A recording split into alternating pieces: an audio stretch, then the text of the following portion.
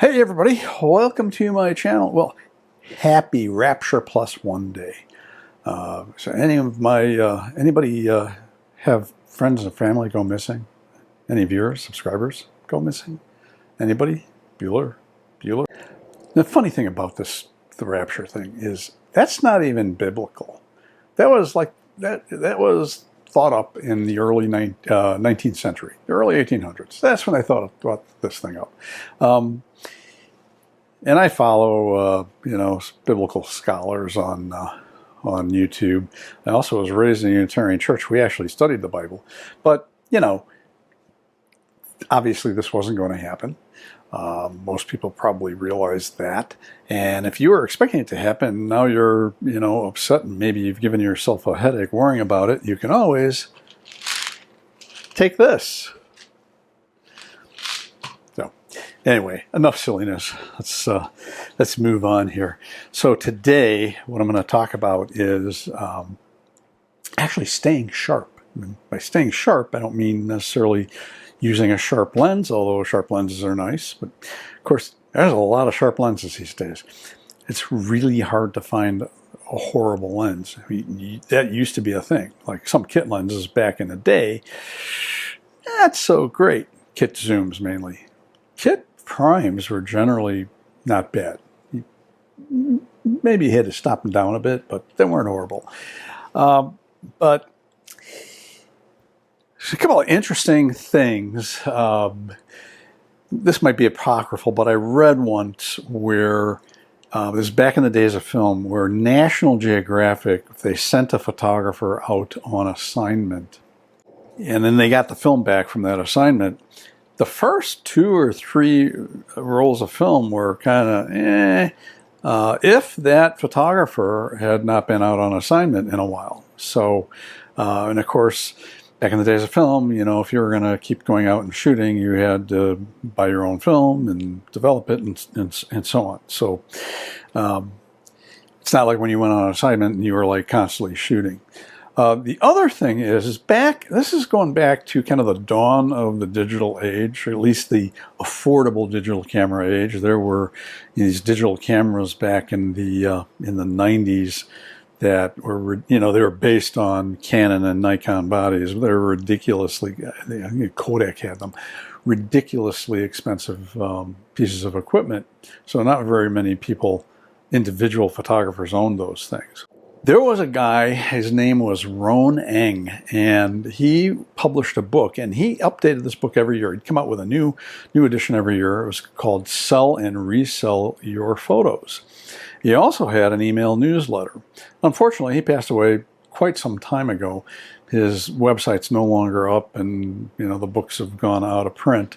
I had a copy. I think when we moved, it might have disappeared. A lot of stuff like that disappeared when we moved, but oh well. But one of the things that, and I remember this email because this is right when you could get 1 and 2 megapixel digital cameras. They're still not cheap, but what he said was, yeah, even though the quality was not what film was back in those days, although a 2 megapixel camera would actually produce a decent 8x10, as long as the lens was pretty good. But what he suggested doing is, if you had one of those and you carried it with you all the time, you use it to do what he called, I think he called it sketching. So you're out and you saw something and you used it to grab a photo of that, and maybe it was something you wanted to come back later with your film camera, your film SLR and photograph, so it was sort of like visual note-taking, but also practice your compositional skills and so on. So, there was a need for that. And of course, this is back also kind of not the very early days of mobile phones, but, the flip phone era. Wasn't like you had this with you all the time. But the same thing is true today, because you do have something like this all the time. Even if it's not a flagship phone, and you're not a professional, but you want to stay sharp as far as doing photography and seeing things. And that's the whole thing about photography, is seeing things, being observant, seeing things that other people don't see.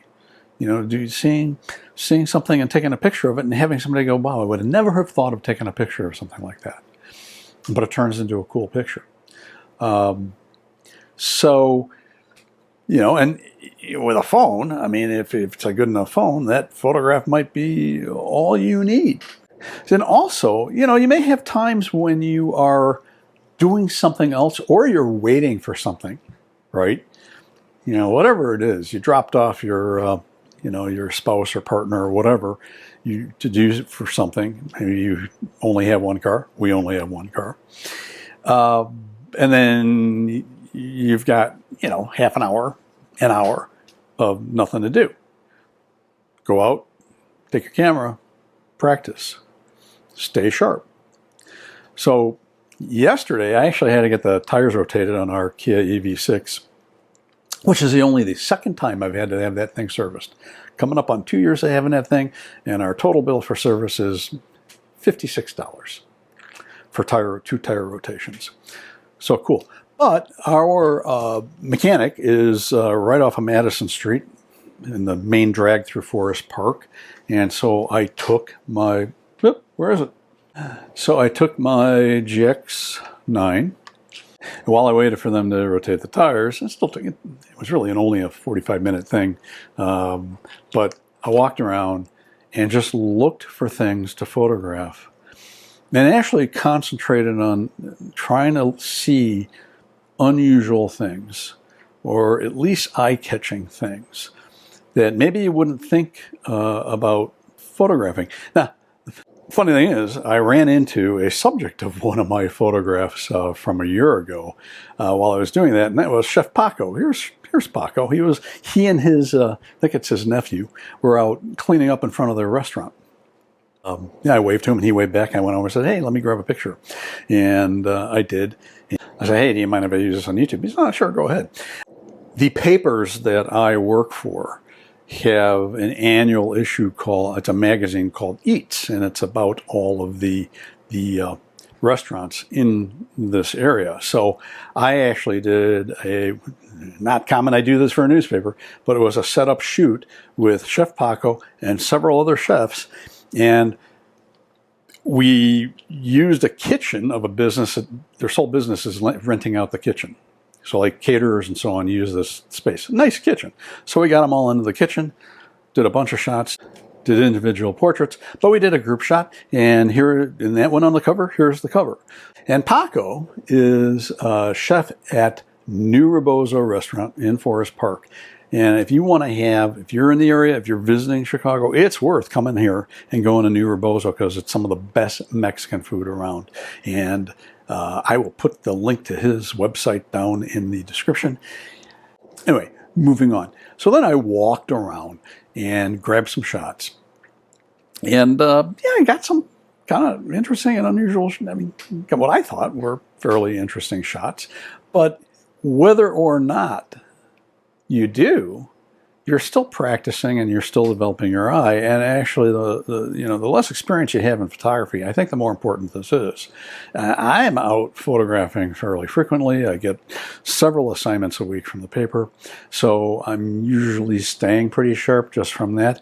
But hey, I'm a photographer, so that's part of my preferred thing to be doing is going out, especially with a nice, small, compact, unobtrusive camera like the GX9 and shooting. And by the way, the last video I did about the GX9 and the differences between that and the GX85s I used to use, I forgot a couple of things. One is it's got this tilting viewfinder. I have not used that much, but I can see that it may end up being useful. Back in the day, they used to sell these angle finders for SLRs, so you could look like this. It's attached to the viewfinder, and then you could pop it up to your eye. It was very useful for doing things that are down close to the ground. Also, I do like the fact that this has a flip-out screen, not a side flip screen, because it's really easy to look down. And I want to mention that I bought the JJC grip for this, which is $30 or $40 online. So it extends the grip out a little bit, and it has an Arca Swiss bottom plate. So easy enough to pop this onto a tripod. Anyway, here are the shots that I got yesterday. So have a look. And Any questions, comments, leave them down below. If this was useful to you, pop the like button. That is a big help to me. And oh, before I forget, if these videos are helpful to you, I have a Buy Me a Coffee link down in the description. It also, as I mentioned in my previous video, my paper group, Growing Community Media, is doing a fundraising drive. We are a nonprofit. We're a 501c3, so if you're in the U.S., contributions are tax deductible. And so there's a link to donate down there. You don't have to donate a whole lot. If you're in the Chicago area and you want to keep up with what's going on out here in the western suburbs and the west side of the city, we're a good source for that. But if you're somebody else in some other place, even overseas from the United States, and you want to help independent media, hey, every little bit helps. So appreciate it very much. I'm Todd Banner. I'll see you next time. Here's a slideshow.